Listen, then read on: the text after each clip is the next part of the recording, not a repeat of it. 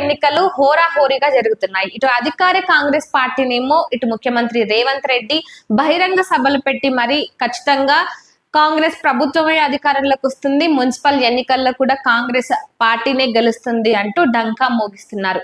ఇక ఈ నేపథ్యంలోనే బీఆర్ఎస్ పార్టీనేమో ఇటు కాంగ్రెస్ పార్టీ ఎన్ని శత విధాలా ప్రయత్నించినా కూడా సర్పంచ్ ఎన్నికల మాదిరిగానే ఇటు బీఆర్ఎస్ మంచి విజయాన్ని సాధిస్తుంది, బీఆర్ఎస్ పార్టీనే గెలుస్తుందంటూ కూడా బీఆర్ఎస్ పార్టీ ముందుకు వెళ్తుంది. ఇక బీజేపీ పార్టీనేమో ఇటు బీఆర్ఎస్ అదేవిధంగా కాంగ్రెస్ ఈ రెండు పార్టీలు ఒక్కటే, వాళ్ళ సిద్ధాంతాలు కూడా ఒక్కటే.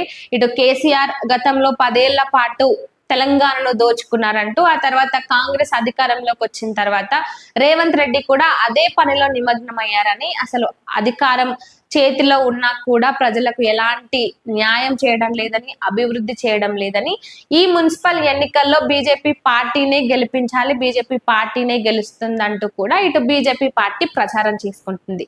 ఇక ఈ 3 పార్టీల విషయం పక్కన పెడితే జనసేన పార్టీ మొట్టమొదటిసారిగా మున్సిపల్ ఎన్నికల్లో ఇక్కడ తెలంగాణలో పోటీ చేస్తుంది. దాదాపుగా 336 మున్సిపల్ ఎన్నికల 336 ప్రదేశాల్లో అంటే ఆ ప్రాంతాల్లో జనసేన పార్టీ పోటీ చేయబోతుంది. అయితే ఇందులో ముఖ్యంగా కరీంనగర్, నిజామాబాద్, మహబూబ్ నగర్ ఇలాంటి ఈ జిల్లాలకు సంబంధించి ఎక్కడైతే జనసేన పార్టీకి మంచి పట్టు ఉందో అలాంటి జిల్లాలని ఎంచుకొని అక్కడే దాదాపుగా 40 నుంచి 50 మంది ఒక్కో నియోజకవర్గంలో చూసుకుంటే ఇటు కరీంనగర్ లో అయి ఉండొచ్చు, లేదంటే మహబూబ్ నగర్ లో గానీ, నిజామాబాద్ లో గానీ ఇలాంటి అనేక జిల్లాల్లో కూడా పవన్ కళ్యాణ్ కు సంబంధించి జనసేన పార్టీ మంచిగా ప్రచారం చేస్తుంది. ఇక ఈ ప్రచారంలో ఇటు సినీ తారలు ఎవరైతే ఉన్నారో తనీష్ గాని లేదంటే హైపర్ ఆది గాని వీళ్ళు కూడా స్టార్ క్యాంపెయినింగ్ పేరుతో ఇటు ప్రచారంలో పాల్గొన్నారు.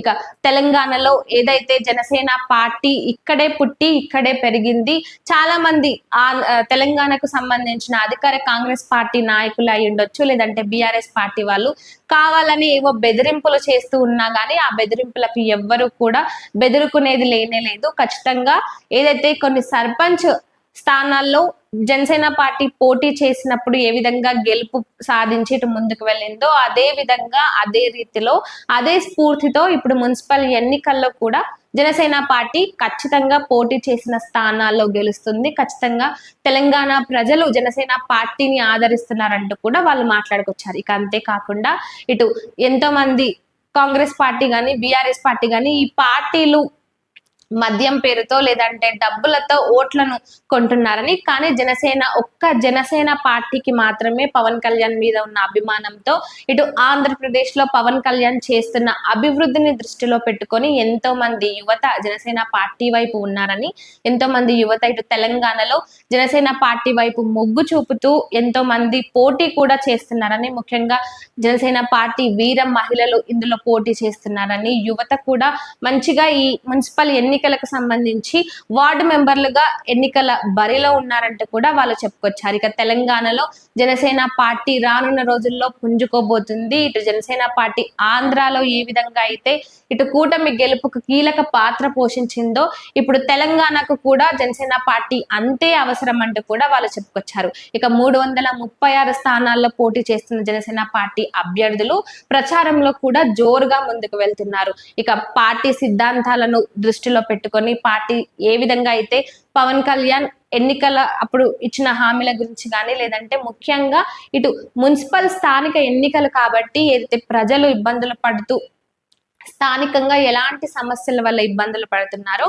వాటిని పరిష్కరించే దృష్టిలోనే వాటిని పరిష్కరించడం కోసమే ఆ ఒక్క సిద్ధాంతంతోనే జనసేన పార్టీ మున్సిపల్ ఎన్నికల్లో ముందుకు వెళ్తుందంటూ కూడా ఇటు జనసేన పార్టీ అభ్యర్థులు ఎవరైతే ఉన్నారో వాళ్ళందరూ కూడా చెప్పుకొస్తున్నారు. ఇక మరి వేచి చూడాలి జనసేన పార్టీ ఏ విధంగా ఈ మున్సిపల్ ఎన్నికల్లో మొదటిసారి పోటీ చేస్తున్నప్పటికీ ఇటు మున్సిపల్ అంటే కార్పొరేటర్లుగా లేదంటే డివిజన్ వార్డు మెంబర్లుగా ఏ విధంగా గెలుస్తారు, ఎన్ని సీట్లు దక్కించుకోబోతున్నారు అనేది వేచి చూడాలి. ఇక దీనికి సంబంధించి జనసేన పార్టీ మొదటిసారి పోటీ చేయడంపై మీరేమనుకుంటున్నారో కామెంట్ రూపంలో చెప్పండి.